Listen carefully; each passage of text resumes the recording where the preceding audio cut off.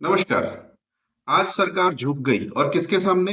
जिनको कह रहे थे चाइनीज एजेंट हैं, डीप स्टेट के, सोरोस के, सीआईए के एजेंट हैं, उनके आगे सरकार झुक गई है। और मेरे लिए तो बड़ा शॉकिंग था कि क्या ऐसा संभव है? मुझे नहीं लग रहा था। मैं इसकी संभावना बहुत कम लेकर के सोच रहा था, क्योंकि मैं अपने तरीके से सोच रहा था। मैं मोदी जी के पैटर्न के हिसाब से नहीं सोच रहा था कि वो आज तक ऐसी परिस्थिति में क्या करते आए हैं।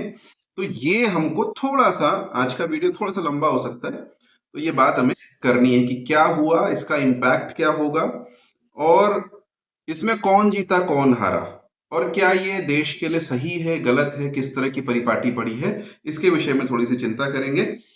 लेकिन आप एक अगर एजुकेशन मिनिस्टर्स की लिस्ट देखेंगे तो धर्मेंद्र प्रधान उन लोगों में से हैं, बहुत रेयर लोगों में से, जो 5 साल का कार्यकाल पूरा कर पाए। 5 से अधिक वर्ष वो एजुकेशन मिनिस्टर रह गए। 2021 से एजुकेशन मिनिस्टर है। मेरे ख्याल से इसके पहले अर्जुन सिंह थे, वो 5 साल से एक दिन पहले ही निपट गए थे। उसके पहले आप देखेंगे मुरली मनोहर जोशी रहे।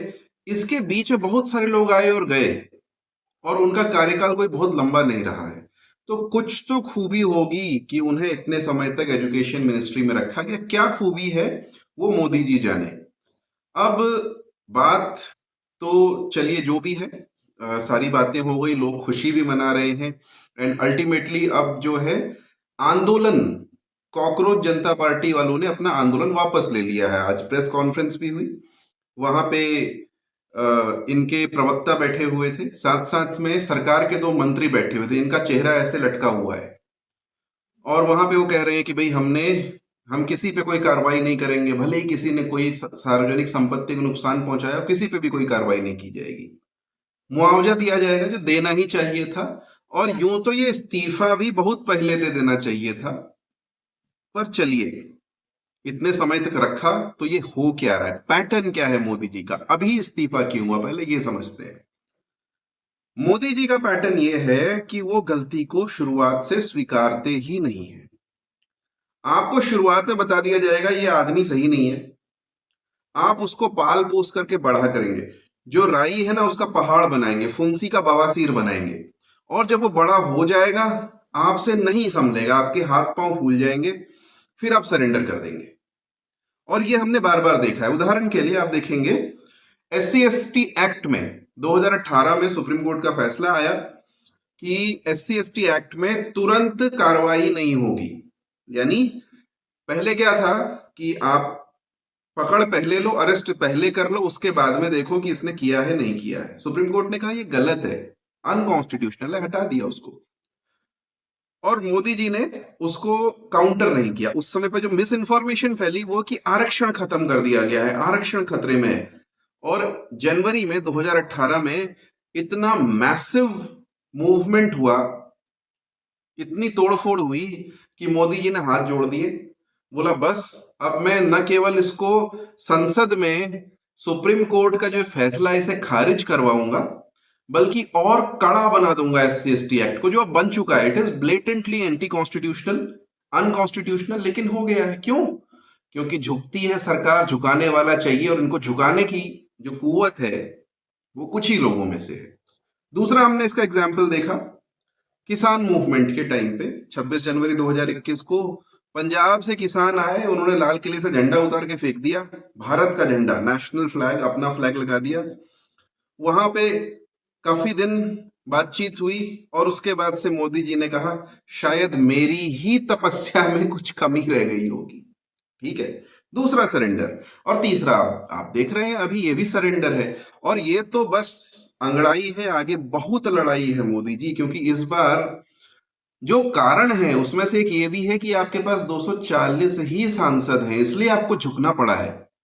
निश्चित रूप से कोई ना कोई इनका जो सहयोगी दल है उन्होंने बोला होगा कि सर, हुजूर, हमको लोगों को जवाब देना होता है, आप तो चुप बैठ जाएंगे, मौन साध लेंगे, आपको कोई क्या कह सकता है, लेकिन हमसे लोग पूछेंगे। तो किसी, अब ये तो दबाव है निश्चित तौर से, तो आ करके धर्मेंद्र प्रधान का इस्तीफा इन्होंने ले लिया है। मेरे ख्याल से दबाव ये भी होगा, जो मैं पहले ही कह रहा था, आज मैंने सुबह भी बोला था कि आज फैसला हो जाना चाहिए, आज बड़ा क्रिटिकल डे था। या तो आज सब खत्म हो जाएगा, यह तो फैसला होना है, लेकिन ये फैसला होगा ये मुझे आशा नहीं थी, पहले ही बोल रहा हूं। तो 27 की लोगों ने तैयारी कर ली थी, 2027 नहीं 27 जुलाई की, कि पंजाब से किसान आएंगे और वो भी इस मोर्चे पे लगेंगे। तो मैंने कहा ना, कुछ ही लोग हैं जिनके आगे ये अपना माथा टेकते हैं, ये वो लोग हैं जो इनको बार बार गाली देंगे। ये इनका पैटर्न है। आप मोदी जी की बड़ी तारीफ करो, वो आपको इग्नोर करेंगे, और हो रहा है आज। आज लोग इसको मास्टर स्ट्रोक बता रहे हैं। वही लोग जो कल तक कह रहे थे कि ये चाइनीज एजेंट है, सोरोस का एजेंट है, सीआईए का एजेंट है, ये विदेशियों की साजिश है भारत को अस्थिर करने की, आज वो कह रहे हैं तो मास्टर स्ट्रोक है। मोदी जी क्या कर दिया आपने, धर्मेंद्र प्रधान का इस्तीफा ले लिया, अब बताइए सीजेपी वाले क्या करेंगे? अरे भाई उन्होंने कर दिया। What is power? अगर आप पॉलिटिकल साइंस में देखेंगे, पावर की डेफिनेशन क्या होती है? पावर की डेफिनेशन होती है कि कोई व्यक्ति या एंटिटी किसी दूसरे व्यक्ति या एंटिटी से वो करवा ले जो वो नहीं करना चाहता, तो उसे पावर कहा जाता है। ठीक है, दैट इज पावर। तो न चाहते हुए भी आपको इस्तीफा लेना पड़ा, तो आपने क्या है, एक ऑर्गेनाइज्ड मॉब की ताकत को, पावर को आज स्वीकृति दे दी। आपने बता दिया आप डरते हैं उनसे, और ये आप पहले भी बता चुके हैं। जो किसान थे, ऑर्गेनाइज्ड थे, उनके सामने अब झुके हैं, और अब आपको झुके रहना पड़ेगा। बहुत लोग आपको झुकाने के लिए आएंगे, क्योंकि आप देखेंगे बहुत सारे लोग हैं जिनसे लोग खुन्नस खाए हुए हैं। कल की डेट में ऑटो वाले और जितने भी टैक्सी यूनियन ट्रैवल वाले हैं, उनके ड्राइवर हैं, वो किसान उनके साथ में जुड़े हुए हैं, सिख बहुत सारे हैं इस काम में। वो आएंगे और घेरा डाल देंगे कि आपने एथेनॉल डाल दिया जी, एथेनॉल की वजह से हमारी गाड़ियां खराब हो रही हैं। आप उनके सामने भी झुकेंगे, गडकरी को हटाएंगे, एथेनॉल वापस लेंगे। अगर उन्होंने किया, अगर वो कर पाए, अगर ये इतना बड़ा मुद्दा बना, तो आपने एक परिपाटी डाल दी है। और केवल केंद्र में ही नहीं है, राज्य सरकारों में भी होगा। मान लीजिए यहाँ उत्तराखंड में या यूपी में, और ये अब सीजेपी वाले कह रहे हैं कि हम जाएंगे सर बिहार में और यूपी में, और वहां पर भी आंदोलन करेंगे। कोई ना कोई मुद्दा मिल जाएगा, मुद्दा तो मिलता है। ये तो प्लेबुक है प्रोटेस्ट की। अगर आप देखेंगे, सॉल एलिंस्की नाम के एक लेखक हुए हैं, तो उन्होंने बताया है कि किस तरीके से प्रोटेस्ट करना चाहिए और सक्सेसफुल प्रोटेस्ट कैसे हो। आपको 100%, आप वो किताब पढ़िए, सॉल एलिंस्की के जो तरीके हैं वो पढ़िए, और आज जो हुआ है वो देखिए, आप समझ जाएंगे ये प्रोटेस्ट की प्लेबुक वहां से आई है, और ये बार बार टेम्पलेट आपको दोहराया जाता हुआ दिखेगा। This will happen again and again. ये एक प्रेसिडेंट आपने डाल दिया है। अब मुझे नहीं पता ये प्रेसिडेंट कितना अच्छा है। अगर आप लोकतंत्र में विश्वास करते हैं तो प्रेसिडेंट बहुत अच्छा नहीं है, क्योंकि अगर करोड़ों लोगों ने वोट दे करके आपको प्रधानमंत्री बनाया है, और कुछ लाख लोग, क्योंकि उनमें क्षमता है एकत्र होने की, वहां आकर के आपको उतार देते हैं, तो ये आपकी नैतिक कमजोरी का परिचायक है, और आपकी गलतियां हैं इसलिए वो कर पाए। ऐसा नहीं कि धर्मेंद्र प्रधान की कोई गलती नहीं है, उनकी गलतियां हैं इसलिए इस्तीफा देना पड़ा है, केवल परसेप्शन नहीं है। आप कहते हैं कल कि इंस्टाग्राम पे हमारे सभी मंत्रालयों को, मंत्रियों को, अधिकारियों को जाना होगा, वहां पर संवाद करना होगा, युवा लोगों से बताना होगा। आपकी रील भले ही 300 मिलियन पार कर गई हो, लेकिन सच्चाई क्या है? सच्चाई यह है कि सर, कंटेंट के साथ साथ मैसेजिंग किस तरीके से हो रही है वो भी आपको देखना चाहिए। आपको पर्सनल कनेक्शन बनाने पड़ते हैं। ऐसा नहीं है कि आपने बोल दिया सरकारी तरीके से और सब कुछ हो गया, नहीं। ये वो लोग नहीं है। आपसे सवाल पूछे जाएंगे, पूछे जाने चाहिए, और ये बहुत पहले से पूछे जाने चाहिए थे, जो शायद अब पूछे जा रहे हैं। भले ही गलत लोगों के द्वारा पूछे जा रहा हूं, भले ही इसमें वो लोग भी शामिल हों जिनका नाम लेना भी उचित नहीं है, भले ही गलत तरीके से पूछे जा रहे हों, लेकिन ये प्रश्न पहले पूछे जाने चाहिए थे। और जो ये हुआ है उससे मैं बहुत खुश हूं कि आपको एक झटका तो लगा। शायद कुछ डर बैठेगा मंत्रियों में, बाकी लोगों में, कि हमारा कम्युनिकेशन अच्छा हो और हम काम भी अच्छे करें।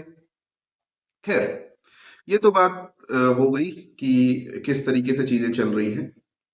अब इस पर श्रेय लेने की होड़ भी आपको दिखाई देगी। तो क्या कांग्रेस वालों का ट्वीट आता है कि सर 12 बजे राहुल गांधी ने कहा कि जरूर आपको इस्तीफा देना होगा, ये करना होगा, और 2:30 बजे इस्तीफा। राहुल गांधी तो 4 दिन से कह रहे हैं। उसी तरीके से ये कोई एक व्यक्ति का नहीं है। ये हो क्या रहा है, मैं यहाँ पे रहता हूँ तो मुझे अपने पीयर ग्रुप ना, फ्रेंड्स ग्रुप में कई लोगों के फोन आए जिनको कोई मतलब नहीं रहता इन चीजों से, और वो भी सपोर्ट कर रहे थे। तो आप पूरी तरीके से फेल रहे हैं। आपका जो परसेप्शन है जनता के सामने, वो नहीं है जो 2014 में रह गया था। ये आपको सीखना पड़ेगा। और अभी भी लोग आपको बताएंगे ना, मैं गारंटी देता हूं अभी भी नहीं सुनेंगे। आपने मीडिया में ऐसे सलाहकार बिठा के रखे हुए हैं जो वर्ग विशेष से बहुत द्वेष करते हैं। मैं नाम किसी का भी नहीं लूंगा, सब लोग जानते हैं। आपने अपनी मंडली में ऐसे लोगों को बिठा रखा है, और वो जो वर्ग विशेष है ना, वो काफी समय से देख रहा है इस चीज को कि आपकी नीतियां क्या हैं और आप क्या बोलते हैं। और अल्टीमेटली उसने इस बार हाथ खींच लिया कि आपको डिफेंड नहीं किया जाएगा सोशल मीडिया पे। आपको समझ में आ गया कि अब क्या मेरा रह गया है। ठीक है, तो खैर समझ में आपको भी नहीं आएगा, क्योंकि आप प्रधानमंत्री हैं, आप बड़े आदमी हैं, आप तक पहुंचना बड़ा मुश्किल है, आप तक लोगों की बात नहीं पहुंच सकती है। जो आपके सलाहकार समझाएंगे वही आप करेंगे। और आशा है कि ये जो समझ में आ जाए तो बड़ा अच्छा है। नहीं तो चलिए, चुनाव तो 5 साल में इसीलिए होते हैं कि दोबारा आपको जनता से जुड़ने का मौका मिले, उसमें आप जाएं और आपको भी पता चले आपकी क्या कमियां हैं और जनता का फीडबैक आपको मिल जाए। खैर, इस बीच ये भी समझ में आया कि दीपके साहब की तबीयत खराब है। अभिजीत दीपके, देखा जाए तो वो आपको वहां पे दिख रहे हैं, बट मुझे ऐसा लग रहा है, और आप बाद में देखेंगे भी, कि ये मूवमेंट जो है केवल दीपके नहीं चला रहे हैं, उनके साथ बहुत सारे लोग हैं। ये बात मैं पहले भी कह चुका हूँ कि केवल सीजेपी नहीं है। आज आयशा के लोग, जो नेहा बोरा थी, लेफ्ट पार्टीज के, वो राहुल गांधी से भी मिलने गए। ये भी बहुत सारी चीजें इस तरीके से पीछे पीछे चल रही हैं, और ये चीज यहाँ रुकेगी नहीं। हो सकता है इस 15 अगस्त को कुछ ना हो सकता है कि अब कोई नया मूवमेंट यहाँ, क्योंकि एक बार मूवमेंट हो जाता है तो जनता की जो ताकत है ना, वो लग जाती है, उसमें कंसंट्रेशन लग जाता है। लेकिन दोबारा ये मूवमेंट करने की कोशिश रहेगी 26 जनवरी के आसपास, या हो सकता है अभी भी हो जाए किसी और मुद्दे को लेकर के। अभी आपने एक मुद्दा डिफ्यूज किया है, मुद्दे तो आते रहते हैं, कुछ ना कुछ होता रहता है। तो देखते हैं कि किस तरीके से फ्यूचर में चीजें चलती हैं। एक चीज मैं जरूर कहूंगा, वो भाजपा के सपोर्टर हो या कांग्रेस के सपोर्टर हो, किसी और पार्टी के सपोर्टर हो, पार्टी अपनी बात से कभी भी मुकर सकती है। थूक के चाटना राजनेताओं की आदत होती है। कल तक चल रहा था कि भाजपा में इस्तीफे नहीं होते, आज इस्तीफा हो गया, वो अपनी तुरंत बदल लेंगे। कल जो कह रहे थे उसका कुछ और कहेंगे। तो अनलेस आपको पैसा मिल रहा हो कहीं से, किसी भी पार्टी से, उस पार्टी की डिफेंस के लिए जान लगाने की जरूरत नहीं है, और विशेषकर व्यक्तिगत रिश्ते बिगाड़ने की जरूरत नहीं। आपके दोस्त, आपके कजिन, आपके माँ बाप जो भी हों, हर पार्टी के लोग से जो भी आप सपोर्ट करते हो अच्छी बात है, उस सपोर्ट के लिए अपनी रिलेशनशिप नहीं खराब करनी है। क्यों? क्योंकि जिन नेताओं के लिए आप रिलेशनशिप खराब कर रहे हो, वो एक दूसरे के घरों में, शादियों में आ जा रहे हैं, कैंटीन में साथ में हैं, संसद में बैठ करके खाना खा रहे हैं, वो आपस में दोस्त हैं। उनके जो भाषण हैं उनको मत छोड़िए, उनको मत आप ये सोचिए। अगर वो कह रहे हैं कि ये भ्रष्टाचारी, इसे जेल में होना चाहिए, आप बताइए किस भ्रष्टाचारी को जेल हो गई जिसके खिलाफ में इतने सारे आरोप लगाए जाते हैं? आप कह रहे थे जो व्यक्ति चाइनीज एजेंट है उसके आपके मंत्री जाकर के उसको जूस पिला करके अनशन तोड़वा रहे हैं।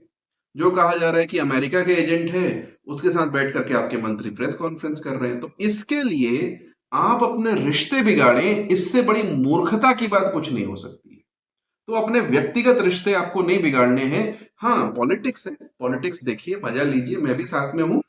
और जो अपडेट्स होंगे साथ साथ में, क्योंकि ये इश्यू तो खत्म हुआ, ऐसे बड़े सारे इश्यू, इंटरेस्टिंग इश्यूज चलते रहते हैं पॉलिटिक्स के, और विशेषकर उत्तराखंड के भी और नेशनल पॉलिटिक्स के भी जो जो इश्यूज होंगे, मैं अपनी बातें रखूंगा। केवल पॉलिटिक्स तक सीमित रहने की कोशिश नहीं करूंगा, ये कोशिश करूंगा कि शायद आपको पॉलिसीज और लॉज के बारे में भी कुछ पता चल सके। तो जल्दी ही आपसे मिलते हैं। ये चैप्टर खत्म होता है, अब किसी और चैप्टर पे बात होगी। नमस्कार।